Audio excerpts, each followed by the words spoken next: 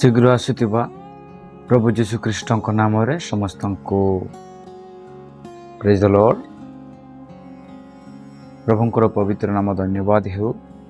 ପରମେଶ୍ୱର ଅନୁଗ୍ରହ କଲେ ପୁନର୍ବାର ଆପଣମାନଙ୍କ ସହିତ ତାଙ୍କ ବାକ୍ୟ ନେଇକି ଆପଣମାନଙ୍କ ମଧ୍ୟରେ ରଖିବା ପାଇଁ ସେଥିପାଇଁ ଧନ୍ୟବାଦ ଦେଉଅଛି ପରମେଶ୍ୱରଙ୍କୁ ଏବଂ ଆପଣ ସମସ୍ତଙ୍କୁ ମଧ୍ୟ ଅଶେଷ ଅଶେଷ ଧନ୍ୟବାଦ ଦିଏ, କାରଣ ଆପଣମାନେ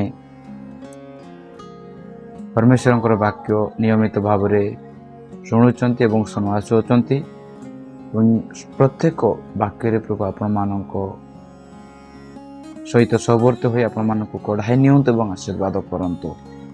ଆସନ୍ତୁ ଆଜି ଆମମାନେ ପ୍ରଭୁଙ୍କ ବାକ୍ୟ ମଧ୍ୟରୁ ଆଜି ଆମମାନେ ଶିଖିବା। ଆଜି ଆମ୍ଭେମାନେ ପରମେଶ୍ୱରଙ୍କର ବାକ୍ୟରୁ ଶିଖିବା ଆବଶ୍ୟକ ବହୁତ ରହିଛି। ଏମାନେ ଯେଉଁ ବିଷୟ ଗୁଡ଼ିକ ଶିଖୁଅଛୁ ତାହା ଅତ୍ୟନ୍ତ ଜରୁରୀ ମନେକରି ଆମମାନେ ଆମ ନିଜର ଜୀବନରେ ଆମମାନେ ତା ଆପ୍ଲାଏ କରିବା, ଗ୍ରହଣ କରିବା ଏବଂ ଦିନ ପ୍ରତିଦିନ ଆମମାନେ ସେ ବାକ୍ୟ ଅନୁସାରେ ଚାଲିବା ନିମନ୍ତେ ଆମମାନେ ପ୍ରାର୍ଥନା କରି ପ୍ରଭୁଙ୍କ ସାହାଯ୍ୟ ମାଗିବା। ପ୍ରଭୁଙ୍କର ଗୌରବ ହେଉ। ଆସୁ ଆଜି ଆମମାନେ ପରମେଶ୍ୱରଙ୍କ ବାକ୍ୟରୁ ଆମମାନେ ଗୋଟିଏ ପ୍ରସଙ୍ଗ ଉପରେ ଆଜି ଆମମାନେ ଧ୍ୟାନ ଆକର୍ଷଣ କରିବା। ଆଜିର ବିଶେଷ ଆଉ ଶିକ୍ଷଣୀୟ ବିଷୟ ବା ଚିନ୍ତା କରିବାର ବିଷୟ ପ୍ରସଙ୍ଗ ହେଲା ଖ୍ରୀଷ୍ଟିଆନ ମାନେ କ'ଣ ଟାଟୁ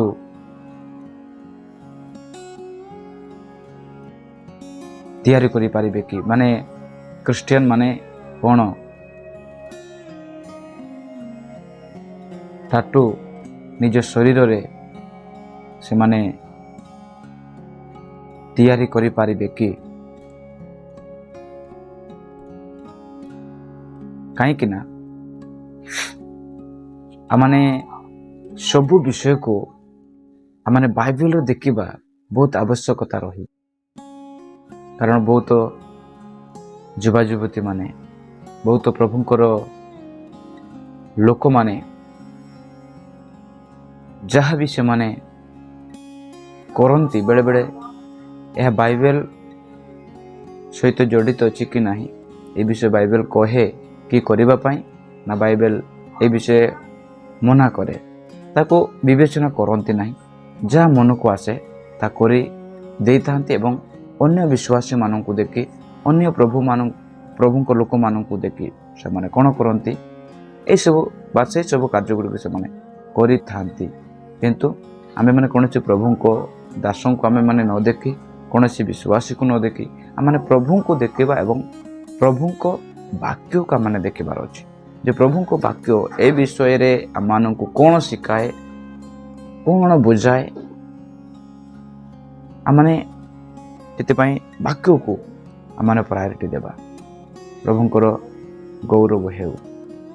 ଆଜି ଆପଣମାନେ ଏ ବିଷୟ ଚିନ୍ତା କରନ୍ତୁ, ବୁଝନ୍ତୁ ଏବଂ ନିଜକୁ ସୁଧାରିବା ପାଇଁ ଏବଂ ଅନ୍ୟମାନଙ୍କୁ ମଧ୍ୟ ସେହି ପ୍ରକାର ବିଷୟରୁ ଯେପରି ଆପଣମାନେ ଦୂରେଇ ରଖିପାରିବେ, ସେଥିପାଇଁ ଏ ବିଷୟ ଆପଣମାନେ ଶିଖିବା ବହୁତ ଆବଶ୍ୟକତା ରହିଛି। ପ୍ରଭୁଙ୍କର ଗୌରବ ହେଉ। ଆସନ୍ତୁ ଆମମାନେ ବାକ୍ୟ ମଧ୍ୟରୁ ଆମମାନେ ସେ ବିଷୟ ଶିଖିବା ଏବଂ ଚିନ୍ତା କରିବା। କ'ଣ ଜଣେ ଖ୍ରୀଷ୍ଟିଆନ ବ୍ୟକ୍ତି ବା ଖ୍ରୀଷ୍ଟିଆନ ଲୋକମାନେ ନିଜ ଶରୀରରେ ଟାଟୁ ସେମାନେ କରିପାରିବେ କି? ତ ବାଇବେଲ ସେ ବିଷୟରେ କ'ଣ କହେ, ଆମେମାନେ ବାକ୍ୟରୁ ହିଁ ସେ ବିଷୟ ଦେଖିବା। ଲେବୀୟ ପୁସ୍ତକ ଆପଣମାନେ ଯଦି ଦେଖିବେ, ଲେବୀ ପୁସ୍ତକ 19 ଅଧ୍ୟାୟର 28 ପଦ। ଲେବୀ 19 ଅଧ୍ୟାୟ 28 ପଦ ଏପରି ଲେଖା ଅଛି, ପୁଣି ତୁମ୍ଭେମାନେ ମୃତ ଲୋକ ନିମନ୍ତେ ଆପଣା ଆପଣା ଶରୀରରେ ଅସ୍ତ୍ରାଘାତ କରିବ ନାହିଁ ଅବା ଦେହରେ ଚିତା କୁଟାଇବ ନାହିଁ। ଆମ୍ଭେ ସଦାପ୍ରଭୁ ଅଟୁ। ପ୍ରଭୁଙ୍କର ବାକ୍ୟ ସ୍ପଷ୍ଟ କହେ ଯେ ଜଣେ ଖ୍ରୀଷ୍ଟିଆନ ଲୋକ, ଖ୍ରୀଷ୍ଟିଆନ ବ୍ୟକ୍ତି ନିଜର ଶରୀରରେ ଟାଟୁ ବା ବାଇବେଲ ଭାଷାରେ ଲେଖା ଅଛି କ'ଣ? ଚିତା। ସିଏ ତିଆରି କରିପାରିବ କି? ବାଇବେଲ ତା ମନା କରେ। ବାଇବେଲ ମାନେ ପରମେଶ୍ୱର ତାଙ୍କ ବାକ୍ୟରେ ମନା କରିଛନ୍ତି। ଯଦି ପରମେଶ୍ୱର ମନା କରୁଥିବା ବିଷୟକୁ ଯଦି ଆଜି ଆପଣ ଏବଂ ମୁଁ ଆମେ କରୁଅଛୁ, ତେବେ ତାହା କ'ଣ? ପାପ ଅଟେ। ଯେପରି ସଦାପ୍ରଭୁ ପରମେଶ୍ୱର ଆଦମ ହବାଙ୍କୁ ଯେଉଁ ଫଳ ଖାଇବା ପାଇଁ ସେମାନଙ୍କୁ ମନା କରିଥିଲେ, ସେମାନେ ପ୍ରଭୁଙ୍କର କଥା ଶୁଣିବା ସତ୍ତ୍ୱେ ସେମାନେ କ'ଣ କଲେ? ସେଇ ଫଳକୁ ସେମାନେ ଖାଇଲେ ଏବଂ ତଦ୍ୱାରା କ'ଣ ହେଲା? ସେମାନେ ପାପ କଲେ, ପ୍ରଭୁଙ୍କର ବିରୋଧୀ ହେଲେ ଏବଂ ସେମାନେ ପ୍ରଭୁଙ୍କ ଠାରୁ କ'ଣ ହେଲେ? ଆଉ ଦୂରେଇ ଗଲେ। ସେହିପରି ଯଦି ବାଇବଲ ଯେଉଁ ବିଷୟ ମନା କରେ, ଯଦି ଆମମାନେ ତାହା ଜବରଦସ୍ତି ଆମେ କରୁଛୁ, ତେବେ ତା ଆମେ ପ୍ରଭୁଙ୍କୁ ଆମେ କ'ଣ କରୁଛୁ? ବିରୋଧ କରୁଛୁ। ପ୍ରଭୁଙ୍କୁ ଆମେ ଅଗ୍ରାହ୍ୟ କରୁଛୁ। ପ୍ରଭୁଙ୍କୁ ଆମେ ପ୍ରାଧାନ୍ୟ ଦେଉନାହୁଁ। ଏହା ଆମେ ମନଗଢ଼ା କାହାଣୀ ବୋଲି ଆମେ ମନେକରି କରୁଛୁ। ପୃଷ୍ଠରେ ଥିବା ପ୍ରିୟ ଭାଇ ଓ ଭଉଣୀ, ଆଜି ଆପଣଙ୍କୁ ମୁଁ କହିବା ପାଇଁ ଚାହେଁ, ଯଦି ଆପଣ ଏ ବିଷୟରେ ଅଜ୍ଞ ଅଟନ୍ତି, ତେବେ ଆଜି ଆପଣ ବାଇବଲରୁ ସେ ବିଷୟ ମୁଁ ଆପଣମାନଙ୍କୁ ପ୍ରୁଫ୍ ଦେଇ କହୁଅଛି। ଆପଣମାନେ ସେସବୁ ବିଷୟରୁ ଦୂରେଇ ରୁହନ୍ତୁ। କେଉଁ ବିଷୟରୁ? ନିଜ ଶରୀରରେ କ'ଣ କରିବା? ଚିତା କୁଟାନ୍ତୁ ନାହିଁ, କିଛି ଚିତ୍ର ଆଙ୍କାନ୍ତୁ ନାହିଁ। ପରମେଶ୍ୱର ମନା କରେ। କାହିଁକି ପରମେଶ୍ୱର ମନା କରିଛନ୍ତି ଆପଣମାନେ ଜାଣିଛନ୍ତି କି? କାରଣ ଆପଣ ଏବଂ ମୁଁ ଆମେ ପରମେଶ୍ୱରଙ୍କର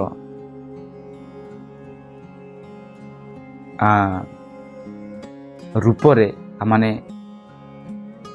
ସୃଷ୍ଟି ହୋଇଛୁ, ବା ପ୍ରଭୁ ଆମକୁ ସୃଷ୍ଟି କରିଛନ୍ତି ନିଜର ଗୁଣ, ନିଜ ରୂପରେ, ନିଜ ପରମେଶ୍ୱରଙ୍କ ତାଙ୍କ ଇମେଜରେ ଆପଣଙ୍କୁ ମୋତେ ତିଆରି କରିଅଛନ୍ତି। ସେଥିପାଇଁ ପ୍ରଭୁ କୁହନ୍ତି ଶରୀରରେ କ'ଣ କର ନାହିଁ? ଚିତା କୁଟାଇବ ନାହିଁ। କୌଣସି ଇଂଲିଶରେ ଆପଣ ଦେଖିଲେ ଲେଖା ହେଇଛି, ସେଠି ଟାଟୁ ବୋଲି ଲେଖା ହେଇଛି। ଆପଣ କରିବେ ନାହିଁ। ଏବଂ ନୂତନ ନିୟମରେ ଯଦି ଆପଣମାନେ ଦେଖିବେ ଯେ ଖ୍ରୀଷ୍ଟ ବିଶ୍ୱାସୀମାନେ କିଏ ଅଟନ୍ତି? ପରମେଶ୍ୱରଙ୍କର ମନ୍ଦିର ଅଟନ୍ତି। ବିଶ୍ୱାସୀମାନେ ଈଶ୍ୱରଙ୍କର ମନ୍ଦିର ଅଟନ୍ତି, ପବିତ୍ର ଆତ୍ମାଙ୍କର ମନ୍ଦିର ଅଟନ୍ତି। ଏବଂ ବିଶ୍ୱାସୀମାନେ ଅଟନ୍ତି ପ୍ରଭୁ ଯୀଶୁଙ୍କର ଶରୀର। ଆପଣ ଏବଂ ମୁଁ କିଏ ଅଟୁ? ନା ଆମେ ପ୍ରଭୁ ଯୀଶୁଙ୍କ ଶରୀର ଅଟୁ। ଏବଂ ଆମେ ଶରୀର ଅଟୁ। ପ୍ରଭୁ ଯୀଶୁ କ'ଣ ଅଟନ୍ତି? ମସ୍ତକ ଅଟନ୍ତି। ଯଦି ଆମେମାନେ ଚିତା କୁଟାଉଛୁ, ଯଦି ଆମେମାନେ କୌଣସି ଶରୀରରେ ଯଦି କ୍ଷତ ବିକ୍ଷତ ଆମେ କରୁଛୁ, ତେବେ କାହାକୁ କଷ୍ଟ ଲାଗୁଛି? କାହାକୁ ବାଧୁଛି? ପ୍ରଭୁ ଯୀଶୁଙ୍କୁ ହିଁ ବାଧୁଛି। କାହିଁକି? ନା ସେ ଅଟନ୍ତି ମସ୍ତକ, ଆମେ ଅଟୁ ଶରୀର। ପ୍ରଭୁଙ୍କର ଗୌରବ ହେଉ। ଆମମାନେ ପ୍ରଭୁଙ୍କ ଶରୀର, ଏ ବିଷୟ ଆମେ ଭୁଲି ନ ଯାଉ। ତେବେ ଆମମାନେ ଏସବୁ ଚିତା କୁଟାଇବାରୁ ଆମମାନେ ଦୂରେଇ ରହୁ ଏବଂ ଏସବୁ ବିଷୟ ଆମମାନଙ୍କୁ ପାପ ଆଡ଼କୁ କଢ଼ାଇ ନିଏ ବା ଆମେ ପାପ କରୁ।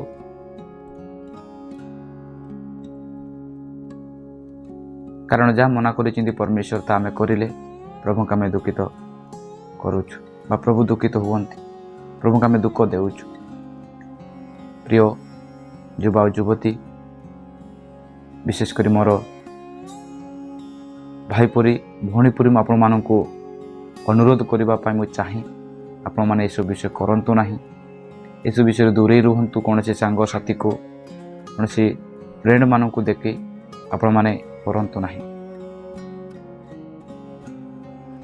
हाँ आमको करने को मजा लगे किंतु जानी इदा माने प्रकाशित पुस्तक को आम अध्ययन करवा टाटू विषय रे टाटू जहाँ 666 ता अटे जदि भूल बसत आप न जाने कि ता करी अछंती माने केते अनुताप करी केते प्रभु को निकट आपण माने आउ अश्रुपात कर आपण माने प्रार्थना करी क्षमा मागे अत्यंत आवश्यकता रही अछि। यदि न जाने कि आप करिसंती यदि जानी जानी कि करिसंती तेबे बहुत आप डेंजर अछंती। तो आप प्रत्येक अनुग्रह करंतु। आज अनेक को मु देखे अनेक को जानी देखी से माने हाथ रे बेकरे पिटी रे छाती रे से माने अनेक अनेक आउ चित्र गुड़ी से माने आंकिचंती एवं ख्रीष्टीय युवक युवती मानक अनेक लोक मानक मु देखी से माने क्रूश मते बनैचंती पवित्र आत्मा भी से माने आउ निज शरीर रे से माने टाटो करी चित्र आंकिचंती माने केते दुखर कथा। बाक्य जोटा मना करे आम जबरदस्ती करूँ आम कौन प्रतिमूर्ति का माने सेवा करने लोक नुह आम जीवित सदाप्रभु को सेवा करने लोक भी से जीवित सदाप्रभुंर दास दासी मैंने आम मैंने अटू विश्वासी विश्वासी मैंने अटू एवं तांकर पुत्र एवं कन्यागणा मैंने अटू।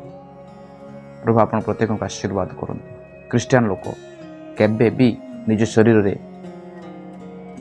चिता कुटाई पारिबो नाही बा टाटू करि पारिबो नाही।